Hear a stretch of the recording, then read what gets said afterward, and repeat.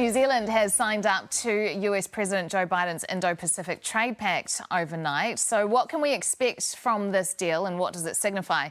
Otago University International Relations expert Robert Patman joins us now with more. Good morning, Professor. Thanks for being with us. Morning, Melissa. What does this mean? I understand at the moment it's just a framework for more discussions.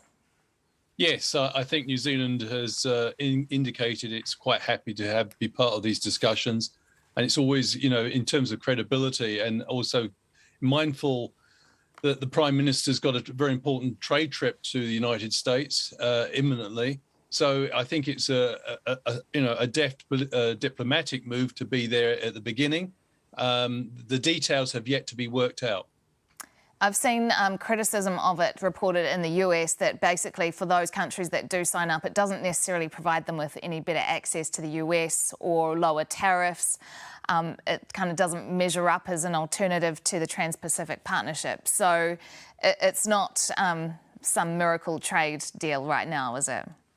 No, I think the major focus is on improving trade logistics and supply chains, which have become a big worry after COVID-19, and also the global implications of the Ukraine conflict with its impact on commodities and also things like wheat, etc. So I think it's anticipating some turbulent trade winds, and it's an attempt by the Americans, of course, to reassert themselves into the Indo-Pacific in economic terms, because the Americans declined to join the comprehensive and progressive Trans-Pacific Partnership.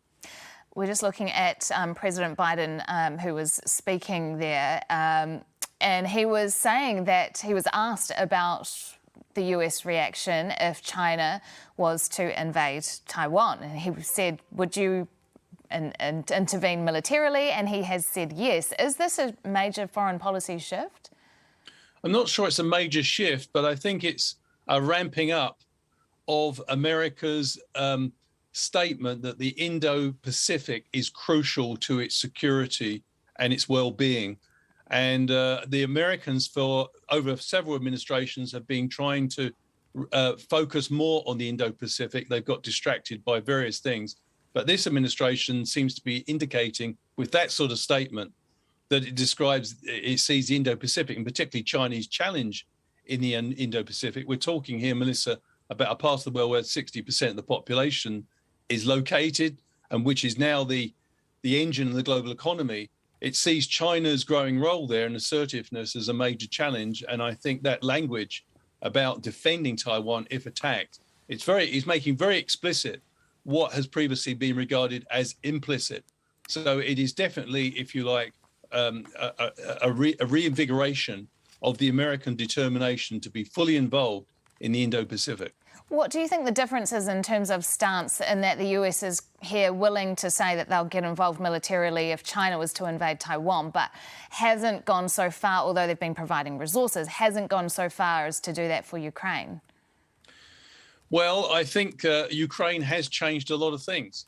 And I think one lesson, first of all, Mr. Biden took a lot of heat when he just said that Mr. Putin shouldn't stay in power, because critics said that was an interference in Russia's internal affairs. But Mr. Biden's people pointed out, well, if you invade another country like the Putin regime did, then that's the sort of thing you have to deal with. And I think the Americans have decided to indicate to China that democracies are not always going to tiptoe around authoritarian regimes. And I think that this is, having taken a tougher line with Russia after its invasion of Ukraine, it's now indicating to China that democracies are not going to be too defensive in defending their key interests in the Indo-Pacific.